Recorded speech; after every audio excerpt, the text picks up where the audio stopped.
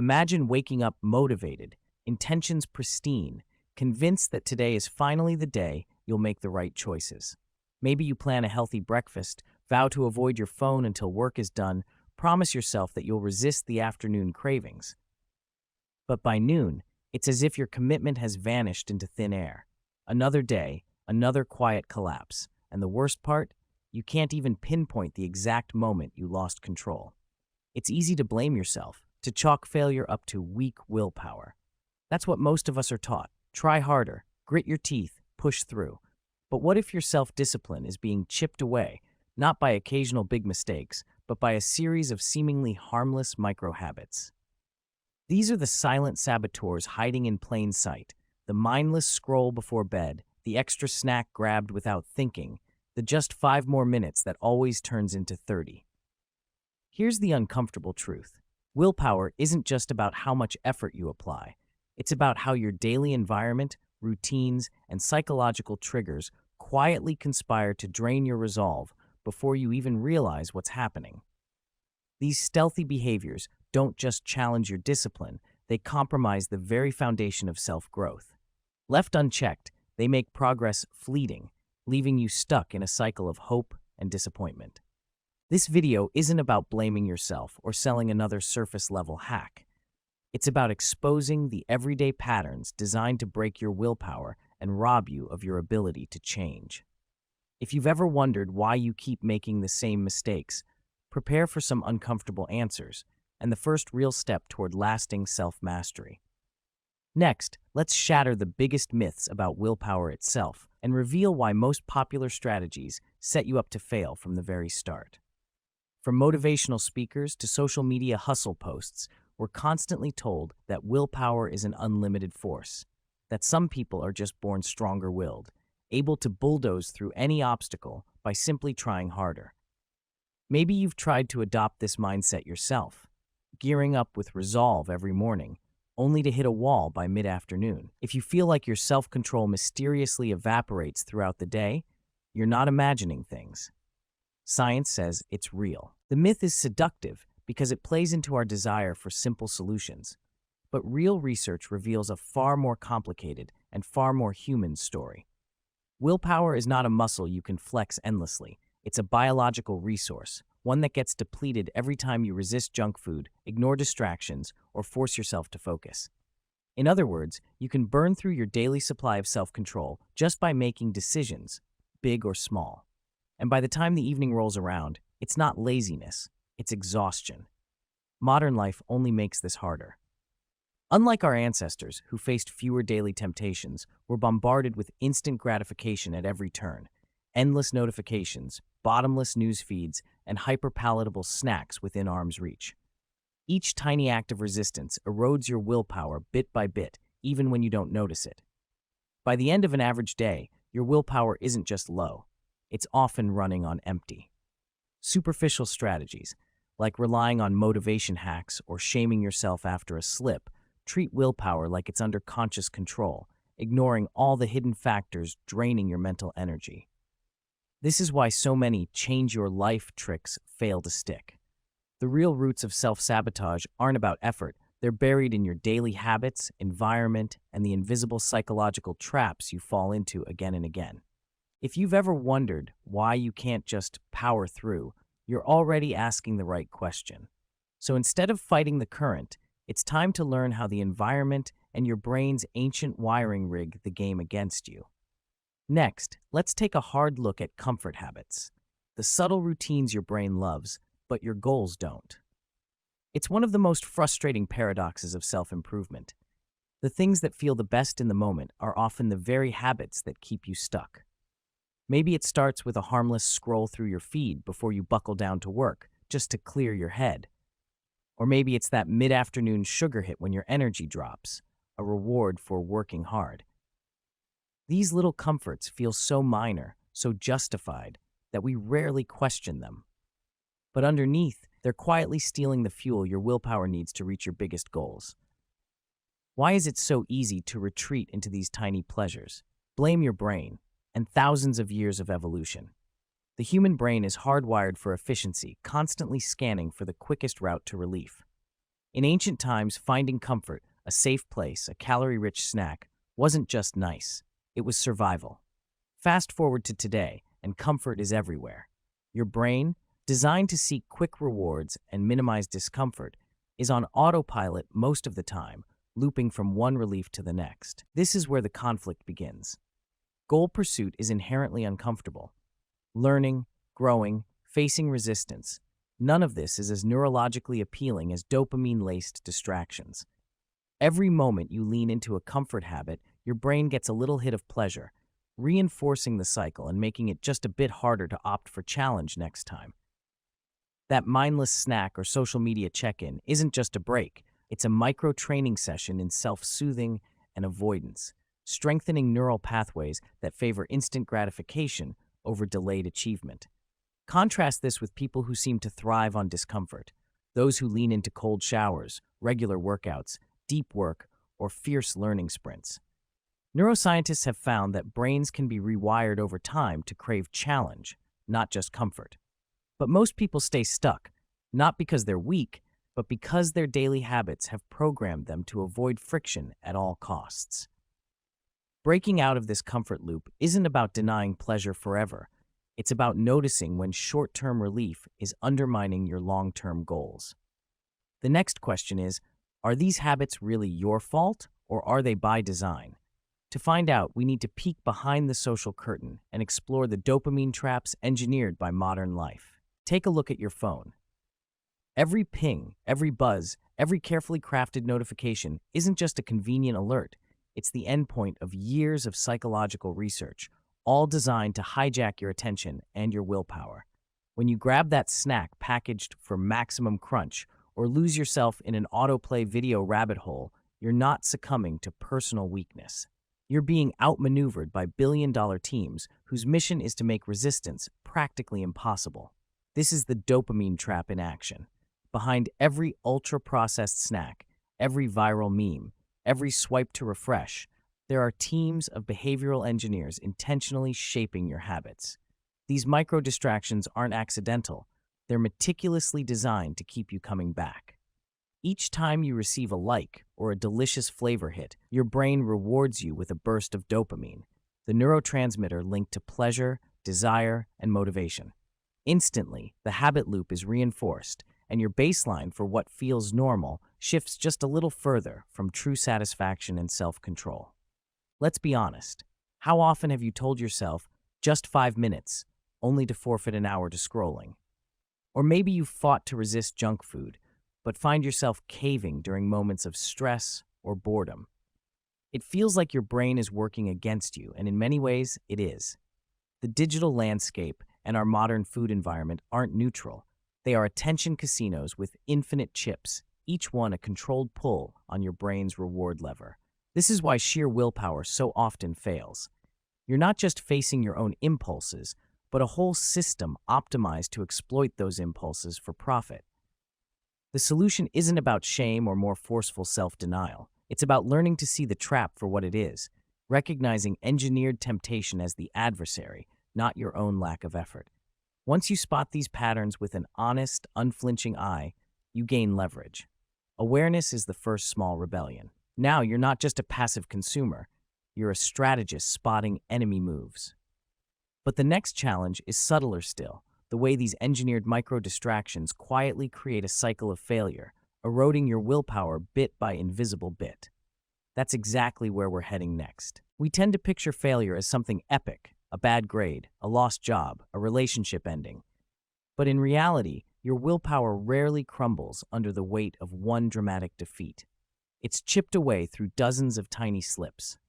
The snooze button hit 3 times, the impulsive snack grabbed just this once, the promised quick break that spirals into wasted hours. These aren't stories you'll tell at graduation or put in a motivational post, but they're the moments that shape your self-belief most profoundly. The real enemy is the invisible cycle of micro-failures. Each small slip feels harmless, even rationalized. I'll try harder tomorrow. But your brain isn't fooled. It quietly tallies each broken promise and uses these repetitions as the blueprint for your identity. Maybe I'm just the kind of person who gives up. This is the seed of learned helplessness, the psychologically devastating belief that your effort no longer matters because failure is inevitable. Instead of fighting for another round, you start lowering your expectations. You stop setting ambitious goals or daring to change entrenched routines, all because an accumulation of tiny, unexamined lapses has convinced you that lasting change simply isn't in your control. Contrast this with the rare people who treat every microfailure as data, not destiny. Their mindset isn't about perfection, but learning, adjusting, observing, and iterating when they slip, rather than giving their power away to invisible cycles. But for most, the repeated sting of these tiny failures makes all future effort feel futile. The takeaway: crushing setbacks may be rare, but microfailures are constant and far more corrosive. Left unchecked, they create a psychological rut that erodes your belief in your own willpower. Breaking this cycle starts with understanding not just the behavior, but the self-talk and emotion that follow. That's where guilt and rationalization sneak in, often making things worse. Let's dive into how they work together to keep destructive habits rooted in your life. After every failed attempt to resist temptation, a familiar shadow creeps in: guilt. You kick yourself for not having more discipline, replay the moment you slipped, and vow never to let it happen again. But just beneath that guilt is a subtler force: rationalization. It was a stressful day. I deserved a break. One more time won't hurt. At first, this feels like relief, but in reality, guilt and rationalization have teamed up to anchor your habit deeper. Here's the psychological trap. Guilt masquerades as motivation, but it rarely leads to real change. Instead, shame triggers anxiety, which saps mental energy and weakens resolve even further. Rather than powering you forward, guilt keeps you circling the same behaviors, because every slip becomes proof that you can't be trusted with responsibility. On the other hand, rationalization softens the blow of disappointment, protecting your self-esteem but making it dangerously easy to repeat the cycle. Contrast this with healthy self-reflection. True reflection is honest but compassionate. It asks, what happened? What was I feeling? What small variable could I change next time? It doesn't judge, it investigates. With self-reflection, a failed moment becomes data, not a character flaw. Most people never cross that line. They let self-blame rule, burying their hopes beneath a mountain of unresolved guilt and clever excuses. This is why reframing your response to failure is so critical. Instead of punishing yourself, try pausing and gently naming what actually happened. No judgment, just truth. Replace "I'm weak" with "I got overwhelmed. What can I do when that happens next time?" This tiny cognitive shift can break the guilt rationalization cycle that cements bad habits. Suddenly, your energy shifts from defending your mistakes to learning from them. And as your relationship with failure changes, so does your identity. The next step is powerful: building a self-image that isn't defined by past slips, but by the willingness to experiment, adapt, and grow. Let's explore how identity-based habits transform your willpower from something you do into someone you are. For most, habit change feels like a never-ending checklist of obligations. Go to the gym, resist junk food, study longer, scroll less. Each action is something you force yourself to do, and every failure feels like another point of personal weakness. This acting out of obligation mindset is exhausting, a constant negotiation between what you want now and what you know is good for your future. It's no wonder your willpower burns out fast. But there's a far more powerful lever for change: identity. Instead of asking, "How can I resist temptation?" try asking, "What would a disciplined person do in this moment?" When you shift focus away from tasks and toward the kind of person you want to become, the calculus of willpower changes completely. Suddenly, healthy habits aren't chores, they're expressions of who you are. Take Mia, for example, who used to describe herself as a bad procrastinator, whose goals always slipped away. She tried every productivity hack and failed. But when she decided to shift her self-talk, to see herself as someone who finishes what she starts, everything changed. She didn't have to force herself to work. She simply asked what a finisher would do. Over time, her actions aligned with her identity, and the old struggle faded. Or consider Kevin, whose nightly junk food binges sabotaged his fitness journey. For years, he acted out of obligation, berating himself for each late-night slip. But when he started telling himself, I'm the kind of person who treats my body with respect.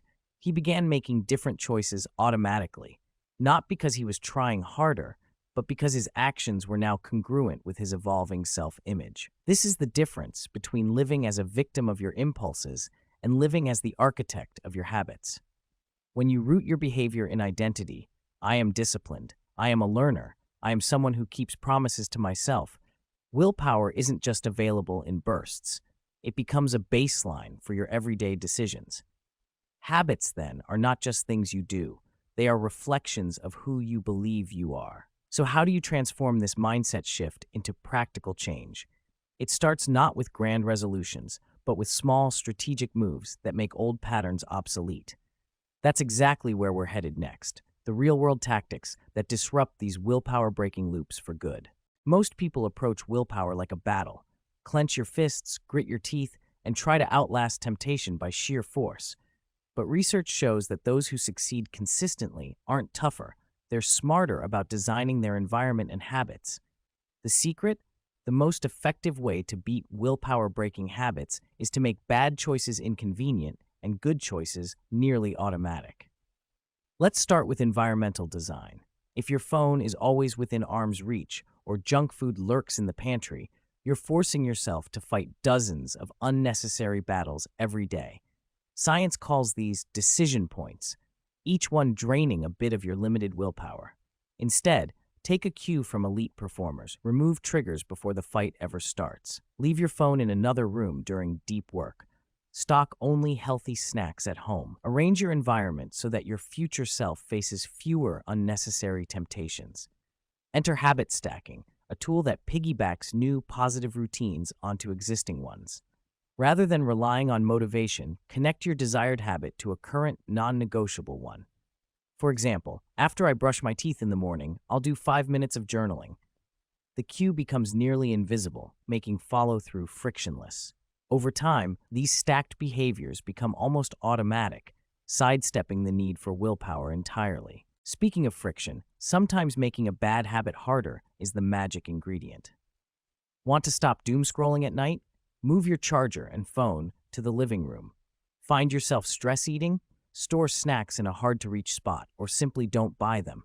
Every extra step, every small hassle introduces activation energy, a subtle barrier that can dramatically reduce habit repetition. Contrast this with the old struggle-based approach, relying on more motivation tomorrow or shaming yourself for every slip. That's like trying to cross a minefield with blindfolds and hoping today will be different. Systems-based thinkers build themselves trails, not traps. They preemptively arrange their lives so that progress is the default, not the exception. It's important to remember that these aren't one-size-fits-all hacks.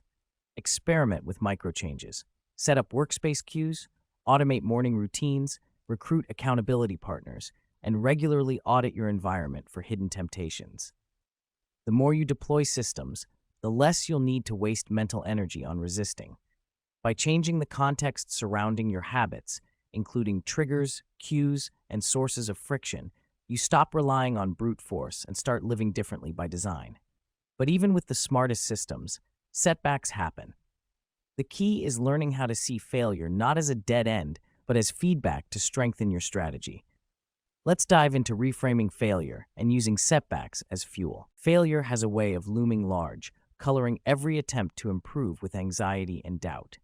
For most, every lapse, every skipped workout, every late-night binge, every relapse into doom scrolling feels like confirmation of a personal flaw. I'm just not cut out for this. This is the default narrative. Setbacks are evidence of your weakness, proof that you lack the willpower gene.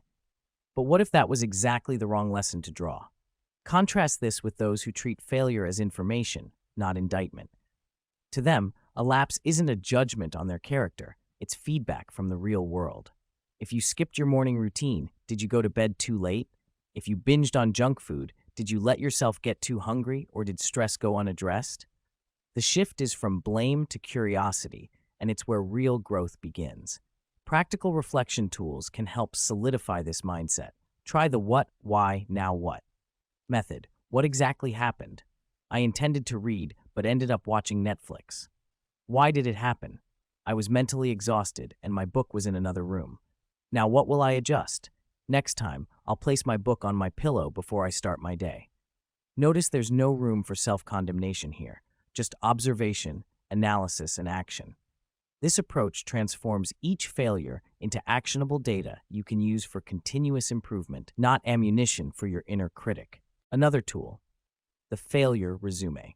At the end of each week, jot down not just what went wrong, but also new strategies you tried and what you learned about yourself. Over time, your biggest setbacks become a playbook for personal innovation. You stop asking, "What's wrong with me?" and start asking, "How can I use this to get better?" Setbacks are inevitable, but how you interpret and respond to them is completely under your control. With the right framing, they aren't roadblocks, they're stepping stones to stronger systems and deeper self-knowledge. Transitioning out of endless cycles of guilt and into growth starts here. Imagine waking up tomorrow knowing that discipline isn't an act of force, but the natural byproduct of your environment, habits, and chosen identity. The willpower architecture you need isn't a single hack or morning routine. It's an integrated system, one that minimizes destructive habits and puts your best actions on autopilot. Start with your environment. Clear away triggers that pull you toward impulsive choices. Place friction between yourself and temptations, and make positive options visually and physically easy. Surround yourself with cues that nudge you toward your future self, not your past patterns. Stack your habits. Choose one anchor routine, something you already do daily, like making coffee or brushing your teeth. Attach a micro-action you want to reinforce, transforming small steps into lifelong neural pathways. Over time, these compound, no longer requiring conscious effort. Root your strategy in identity. Stop labeling yourself by your struggles and start affirming the qualities you want to embody. With each small win, however minor, you reinforce the truth: I am a disciplined person. As this belief solidifies, your choices become less about force and more about alignment with who you've become. And finally, treat every setback as data. Relapse doesn't mean you're doomed or broken. It means your system needs another upgrade. Reflect, adjust, and iterate. This isn't about chasing perfection. It's about designing a life that gently guides you toward the person you most want to be. Now it's your turn. Audit your environment, pick one habit to stack, witness your own patterns, and start editing your story today. The cycle doesn't have to repeat. And if you're ready for deeper strategies and advanced frameworks, subscribe for future videos where we'll dive even further into the architecture of self-mastery.